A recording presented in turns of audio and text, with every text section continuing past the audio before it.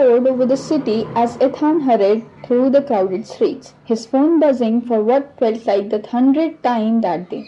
Can you cover my shift? Can you help me move tomorrow? Can you lend me some money? Every message received the same answer: sure. People loved Ethan. He was reliable, kind, always available. But no one noticed something strange. Every time he said yes to someone else, he quietly said no to himself. No to reading the books he bought months ago. No to learning the skills he dreamed about. No to building the business he kept talking about. His dreams weren't destroyed overnight, they were postponed. One yes at a time. One evening, after working 12 exhausting hours, Ethan finally reached home.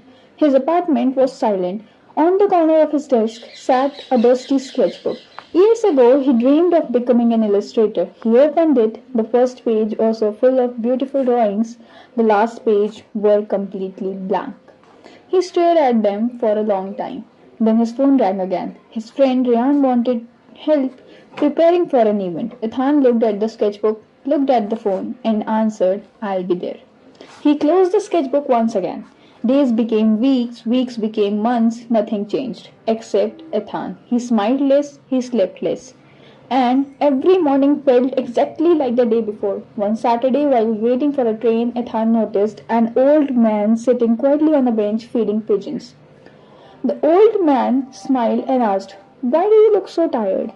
Ethan laughed, I am just busy. The old man shook his head. No, busy people look occupied. You look empty. Those words stayed with Ethan. The old man pulled a small notebook from his coat and handed it over. Write down everything you said yes to this week. Curious, Ethan did exactly that.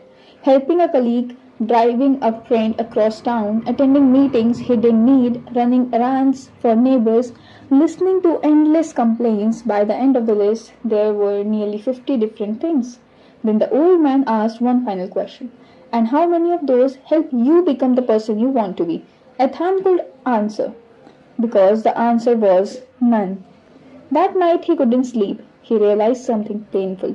People weren't stealing his time, he was giving it away. Not because they forced him, but because he was afraid. Afraid of disappointing people, afraid of being disliked. After that, saying no will make him selfish. The next morning, another message appeared. Can you finish my report today? His fingers automatically typed yes. Then he stopped, he deleted the word, took a deep breath, and replied, I'm sorry, I can't. He waited for anger, for arguments, for disappointment. Instead, the reply came seconds later. No worries, I'll manage. That was it.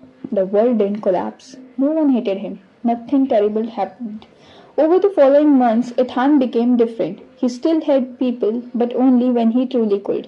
He protected his mornings, he protected his evenings and his dreams. The sketchbook that once gathered dust slowly filled with drawings again. For the first time in years, his own goals had a place in his schedule. Some people complained he had changed. The old Ethan would have apologized.